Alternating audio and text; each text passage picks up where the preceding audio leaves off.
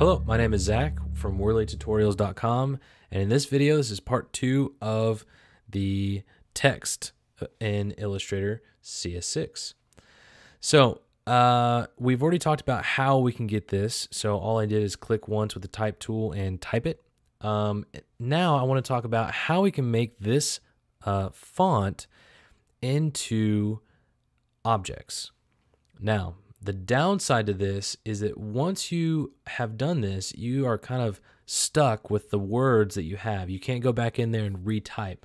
So let's say I wanted to rename this or retype it, then I could do that when it's a font. But when it's an object, I can't.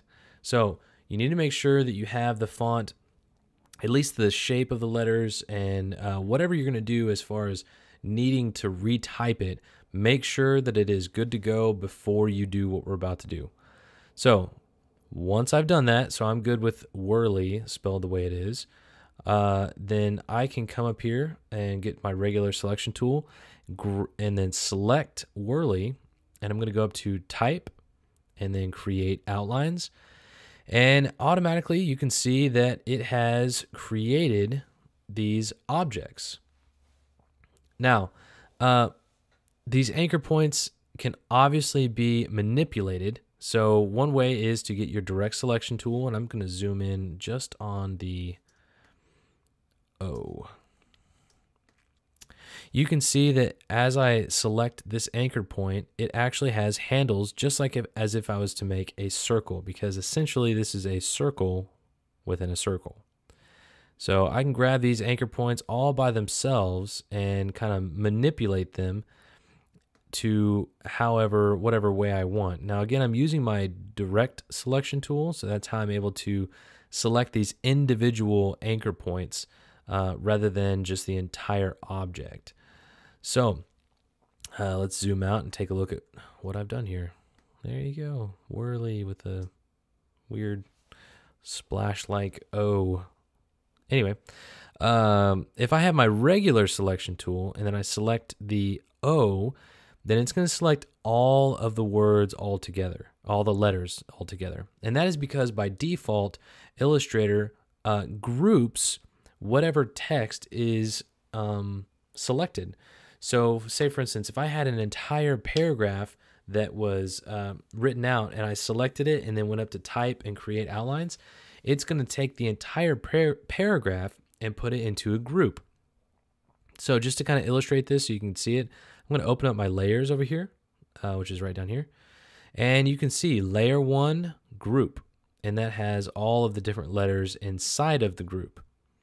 Now, if I want to get rid of this group because I just want to move these letters around all by themselves, then what you can do is go to your word, select it by clicking once, and then right click or secondary click and go to ungroup.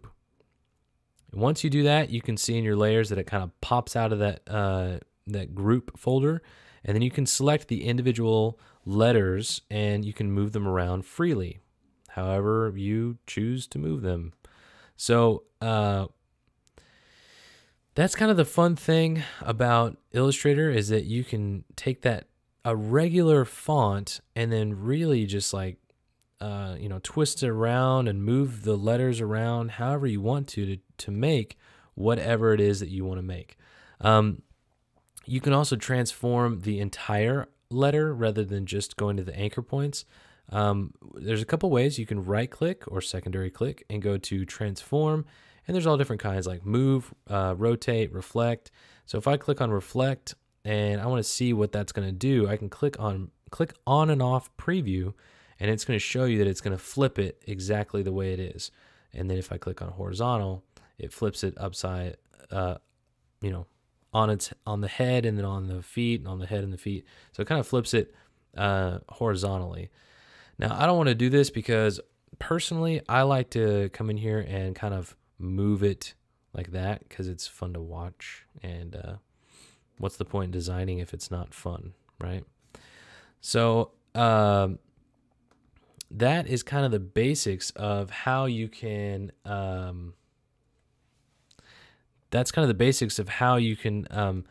take these different regular boring old font and make it a lot cooler.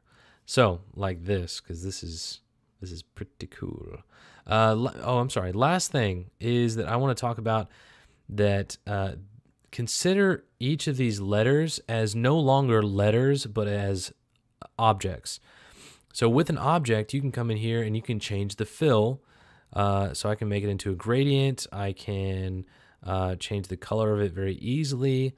But then I can also add and subtract and do whatever I want with a stroke. And it's going to look just like it would with an object. So I can come in here to brush definition. And I can change the type of brush. And it's very, very easy to start looking really pretty cool stuff.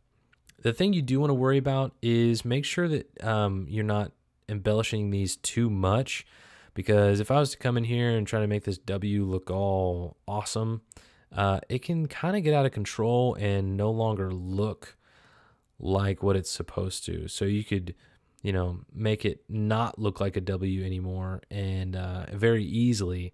And you do want to be careful with that. You want to make sure that when you're dealing with type, that it's still legible and you can still tell that, hey, that's a W.